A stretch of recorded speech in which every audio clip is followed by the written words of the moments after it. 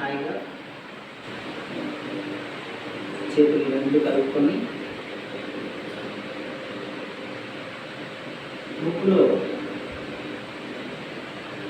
వస్తూ పోతున్న గాలిని అంటే శ్వాసను గమనిస్తూ ఉండాలి. మనం పుట్టినప్పటి నుంచి చనిపోయేంత వరకు 24 గంటలు నిరంతరాయంగా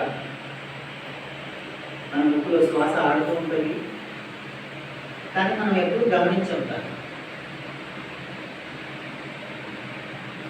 ఇప్పుడు మనం దాన్ని గమనించాలి.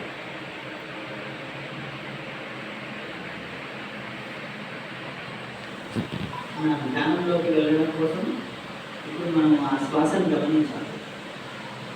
శ్వాసలో ప్రాణశక్తి ఉంది. మన శరీరాన్ని నడిపించే ప్రాణశక్తి ఉంది. మనం శ్వాసను గమనించినప్పుడు ఆ ప్రాణశక్తి మనకు అందుతుంది. గమనించకపోతే మనకు ఆ ప్రాణశక్తి అందదు. అందులో ఉన్న వాయువులు మాత్రం అందుతాయి. ఆక్సిజన్ అందుతుంది కానీ అందులో ఉన్న ప్రాణశక్తి అందదు.